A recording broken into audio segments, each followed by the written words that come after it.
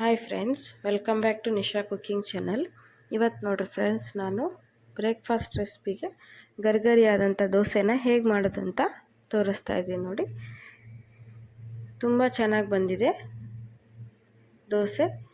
ತುಂಬ ಕಡಿಮೆ ಇಂಗ್ರೀಡಿಯೆಂಟ್ಸನ್ನು ಹಾಕಿ ಹೇಗೆ ಹೋಟೆಲ್ ಸ್ಟೈಲಲ್ಲಿ ಆಡುವಂತಹ ಗರಿಗರಿಯಾದಂಥ ಮಸಾಲೆ ದೋಸೆನ ಹೇಗೆ ಮಾಡೋದಂತ ನೋಡ್ರಿ ಎಷ್ಟು ಚೆನ್ನಾಗಿ ಬಂದಿದೆ ಮಸಾಲೆ ದೋಸೆ. ಇದೇ ಥರ ನೀವು ಮಾಡ್ಕೊಂಡು ತಿನ್ನಬೇಕಂದ್ರೆ ಈ ವಿಡಿಯೋನ ಸ್ಕಿಪ್ ಮಾಡಿದೆ ನೋಡಿ. ಹಾಗೆ ವಿಡಿಯೋ ರೆಸಿಪಿ ಇಷ್ಟ ಅನಿಸಿದರೆ ನಮ್ಮ ನಿಶಾ ಕುಕಿಂಗ್ ಚಾನಲ್ಗೆ ಸಬ್ಸ್ಕ್ರೈಬ್ ಮಾಡಿಕೊಡ್ರಿ, ಬೆಲ್ ಐಕನ್ನ ಪ್ರೆಸ್ ಮಾಡಿ ಎಲ್ಲ ಜೊತೆ ವಿಡಿಯೋನ ಶೇರ್ ಮಾಡ್ಕೊಳ್ರಿ. ಸೂಪರಾಗಿ ಬಂದಿದೆ, ಕ್ರಿಸ್ಪಿಯಾಗಿ ನೋಡಿರಿ. ಮಸಾಲೆ ಕೂಡ ಅಷ್ಟೇ ಚೆನ್ನಾಗಿ ಟೇಸ್ಟಿಯಾಗಿ ಬಂದಿದೆ. ಇದನ್ನು ನಾನಿವತ್ತು ಆಲೂಗಡ್ಡೆ ಪಲ್ಯ ಜೊತೆ ಶೇರ್ ಮಾಡ್ತಾಯಿದ್ದೀನಿ, ಸರ್ವ್ ಮಾಡ್ತಾಯಿದ್ದೀನಿ. ತುಂಬ ಚೆನ್ನಾಗಿರುತ್ತೆ ಪಲ್ಯ ಮತ್ತು ಚಟ್ನಿ ಜೊತೆ. ಹಾಗಾದರೆ ಹೀಗೆ ನೀವು ಗರಿಗರಿಯಾಗಿ ದೋಸೆನ ಮಾಡ್ಕೋಬೇಕಂದ್ರೆ ಯಾವ ಇಂಗ್ರೀಡಿಯೆಂಟ್ಸ್ ಹಾಕಿದೆ ಅಂತ ವಿಡಿಯೋನ ಸ್ಕಿಪ್ ಮಾಡಿದೆ ನೋಡಿರಿ. ತುಂಬ ಕಡಿಮೆ ಸಾಮಗ್ರಿಗಳನ್ನು ಬಳಸಿ ಇದನ್ನು ನಾವು ಮಾಡ್ಕೋಬೋದು. ಇಲ್ಲಿ 2 ಗ್ಲಾಸ್ ಅಷ್ಟು ರೈಸನ್ನು ತೊಗೊಂಡಿದ್ದೀನಿ ನಾನು. ಮಾಮೂಲು ಸ್ಟೋರ್ ರೈಸೇ ತೊಗೊಳ್ರಿ, ಚೆನ್ನಾಗಿ ಬರುತ್ತೆ. ಆ ರೈಸ್ ಈ ರೈಸ್ ಅಂತೇನೂ ಅವಶ್ಯಕತೆ ಇಲ್ಲ.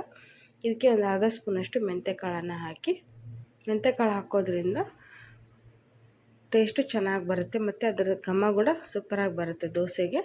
ಇಲ್ಲಿ ದೋಸೆನ ವಾಶ್ ಮಾಡಿ ನಾನು ನೆನೆಯೋದಕ್ಕೆ ನೀರನ್ನು ಹಾಕಿದ್ದೀನಿ. ಇಲ್ಲಿ 2 ಗ್ಲಾಸ್ ರೈಸಿಗೆ 1 ಟೀ ಕುಡಿಯೋ ಕಪ್ನಲ್ಲಿ 1 ಕಪ್ಪಷ್ಟು ಉದ್ದಿನಬೇಳೆನ ಹಾಕಿದ್ದೀನಿ ನಾನು.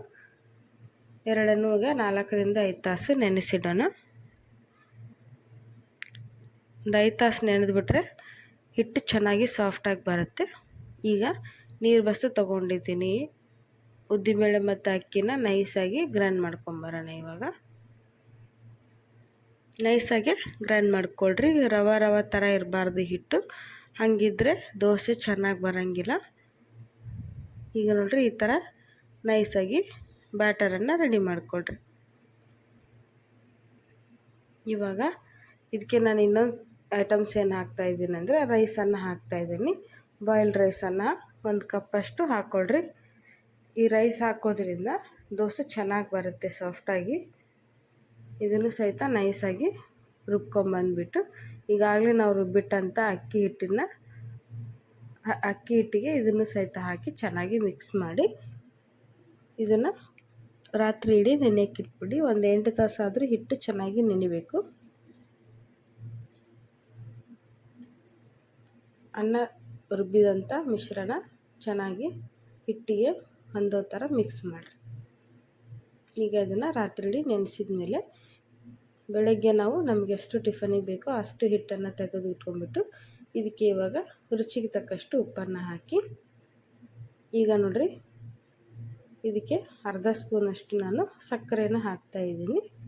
ಸಕ್ಕರೆ ಆಪ್ಷನಲ್ಲು. ಈಗ ನಾನು ಗರಿಗರಿಯಾಗಿ ಬರೋಕ್ಕೆ ದೋಸೆ ಏನು ಮಾಡಬೇಕು ಅಂದರೆ 2 ಸ್ಪೂನಷ್ಟು ಚಿರೋಟಿ ರವೆನ ಹಾಕ್ತಾಯಿದ್ದೀನಿ. ಚಿರೋಟಿ ರವೆ ಹಾಕಿ ಚೆನ್ನಾಗಿ ಮಿಕ್ಸ್ ಮಾಡಿ ಒಂದು 10-20 ನಿಮಿಷ ನೆನೆಯಕ್ಕೆ ಬಿಡಬೇಕು. ಅದಕ್ಕೆ ನೀವೇನು ಮಾಡಬೇಕು, ಬೆಳಗ್ಗೆ ಎದ್ದ ತಕ್ಷಣ ಇದನ್ನು ರವೆ ಹಾಕಿ ಉಪ್ಪು ಮತ್ತು ಸ್ವಲ್ಪ ಸಕ್ಕರೆ ಹಾಕಿ ನೆನೆಯಕ್ಕೆ ಇಟ್ಬಿಟ್ರೆ ನೀವು ದೋಸೆ ಮಾಡೋ ಅಷ್ಟರಲ್ಲಿ ಹಿಟ್ಟು ಚೆನ್ನಾಗಿ ನೆನೆದಿರುತ್ತೆ. ಆವಾಗ ಈಸಿಯಾಗಿ ದೋಸೆನ ಮಾಡ್ಬೋದು. ಯಾಕೆ ನೆನೆಸ್ಬೇಕಂದ್ರೆ ರವೆ ಚೆನ್ನಾಗಿ ಹಿಟ್ಟಿನ ಜೊತೆ ನೆನೆದ್ರೆ ಚೆನ್ನಾಗಿ ಬರುತ್ತೆ. ಆವಾಗ ನೀವು ಚಿರೋಟಿ ರವೆ ಇಲ್ಲಾಂದರೆ ಉಪ್ಪಿಟ್ಟು ರವೆ ಅಥವಾ ಬಾಂಬೆ ರವೆನೂ ಹಾಕ್ಬೋದು, ಅದು ಕೂಡ ಚೆನ್ನಾಗಿರುತ್ತೆ. ಇಲ್ಲಿ ತವಾನ ಬಿಸಿ ಮಾಡೋಕ್ಕಿಟ್ಟಿದ್ದೀನಿ ನಾನು, ದೋಸೆ ಹಂಚನ್ನು. ಈಗ ಇದಕ್ಕೆ 1 ಸ್ಪೂನಷ್ಟು ದೋಸೆ ಬ್ಯಾಟರ್ನ ಹಾಕಿ ನೋಡಿರಿ, ನಿಧಾನಕ್ಕೆ ಈ ಥರ ತಿರುಗಿಸ್ರಿ. ಚೆನ್ನಾಗಿ ಬರುತ್ತೆ ದೋಸೆ, ಸೂಪರ್ ಟೇಸ್ಟಿಯಾಗಿ ಬರುತ್ತೆ ನೋಡಿರಿ, ಕ್ರಿಸ್ಪಿಯಾಗಿ. ಇದೇ ಥರ ನೀವು ಕೂಡ ಮಾಡಿಕೊಳ್ರಿ.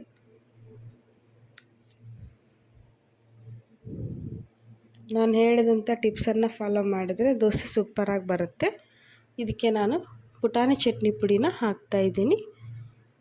ಈ ಚಟ್ನಿ ಪುಡಿ ರೆಸಿಪಿನೂ ಸಹಿತ ಆಲ್ರೆಡಿ ನಾನು ಶೇರ್ ಮಾಡಿದ್ದೀನಿ ನಿಮ್ಮ ಜೊತೆ, ನಮ್ಮ ಚಾನಲ್ನಲ್ಲಿದೆ. ಬೇಕು ಅಂದರೆ ಹೋಗಿ ಸರ್ಚ್ ಮಾಡಿರಿ ಫ್ರೆಂಡ್ಸ್. ಅದೇ ರೀತಿ ನೀವು ಸಹಿತ ಪುಟಾಣಿ ಚಟ್ನಿನ ರೆಡಿ ಮಾಡಿಕೊಳ್ರಿ.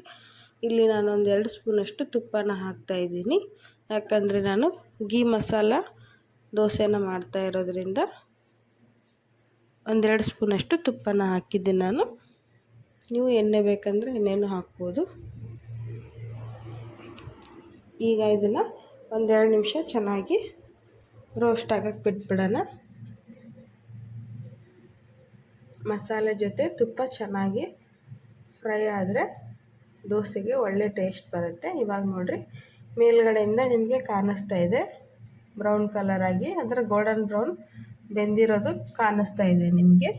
ಹೀಗಾದಾಗ ನೀವು ಇದನ್ನು ತೆಗೆದುಕೊಂಬಿಡಿ, ಹಂಚಿಂದ ತೆಗೆದು ಪ್ಲೇಟಿಗೆ ಹಾಕ್ಕೊಂಬಿಡಿ. ನೋಡಿರಿ ಇಲ್ಲಿ ರೌಂಡಾಗಿ ಕಾಣಿಸ್ತಾ ಇದೆ. ನೋಡಿರಿ ಎಷ್ಟು ಈಸಿಯಾಗಿ ಎದ್ದೇಳ್ತಾ ಇದೆ ದೋಸೆ, ಸ್ವಲ್ಪ ಕೂಡ ಅಂಟುಕೊಂಡಿಲ್ಲ. ನೋಡಿರಿ ಕಲರ್ ಕೂಡ ಸೂಪರಾಗಿ ಬಂದಿದೆ, ಎಷ್ಟು ಕ್ರಿಸ್ಪಿಯಾಗಿ ಬಂದಿದೆ ಅಂತೇಳಿ. ನೋಡಿ ಈಗ ನಾನು ಇಲ್ಲಿ ಇನ್ನೊಂದು ದೋಸೆನ ನಿಮಗೆ ಹಾಕಿ ತೋರಿಸ್ತಾ ಇದ್ದೀನಿ. ಪುಟಾಣಿ ಚಟ್ನಿ ಪುಡಿನ ಹಾಕ್ತಾ ಇದ್ದೀನಿ. ನಿಮಗೆ ಇನ್ನೊಂದು ಟಿಪ್ಸ್ ಏನಂದರೆ, ನಾವು ದೋಸೆ ಹಾಕಬೇಕಾದ್ರೆ ಇದಕ್ಕೂ ಸಹಿತ ನಾನು ಫ್ಲೇಮು ಹೈಯಲ್ಲಿ ಇಟ್ಕೊಳ್ರಿ, ಅಂದರೆ ಹೈ ಫ್ಲೇಮಲ್ಲಿ ಇಟ್ಕೊಂಡು ದೋಸೆನ ಹಾಕಿ, ಆಮೇಲೆ ದೋಸೆ ಹಾಕಿದ ಮೇಲೆ ಫ್ಲೇಮನ್ನು ಕಡಿಮೆ ಮಾಡಿರಿ. ಲೋ ಫ್ಲೇಮ್ ಇಟ್ಕೊಂಡು 1-2 ನಿಮಿಷ ಹಾಕಿ ಬೇಯಿಸಿದರೆ ಕ್ರಿಸ್ಪಿಯಾಗಿ ಬರುತ್ತೆ ದೋಸೆ. ತಿನ್ನೋದೇ ಬಿಡ್ತೀರಾ, ಅಷ್ಟು ಚೆನ್ನಾಗಿ ಬರುತ್ತೆ ಮಸಾಲೆ ದೋಸೆಗಳು. ಈಗ ತುಪ್ಪದಲ್ಲಿ ಮತ್ತೆ 1-2 ನಿಮಿಷ ದೋಸೆ ಚೆನ್ನಾಗಿ ಫ್ರೈ ಆಗಲಿ. ಎಲ್ಲ ಕಡೆನೂ ತುಪ್ಪನ ಚೆನ್ನಾಗಿ ಸ್ಪ್ರೆಡ್ ಮಾಡಿರಿ, ಆವಾಗ ಚೆನ್ನಾಗಿ ರೋಸ್ಟ್ ಆಗುತ್ತೆ.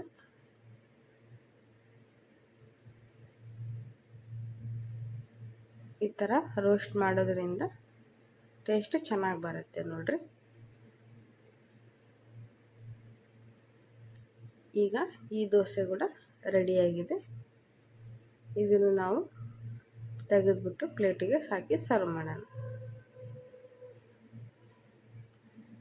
ನೋಡಿರಿ ಯಾವ ಥರ ಕಾಣಿಸ್ತಾ ಇದೆ. ಮಸಾಲೆಗಳು ಸೂಪರಾಗಿ ಫ್ರೈ ಆಗಿದೆ ಫ್ರೆಂಡ್ಸ್. ನೋಡಿದ್ರೇ ಬಾಯಲ್ಲಿ ನೀರು ಬರ್ತಾಯಿದೆ, ಅಷ್ಟು ಚೆನ್ನಾಗಿ ದೋಸೆಗಳು ಬರುತ್ತೆ.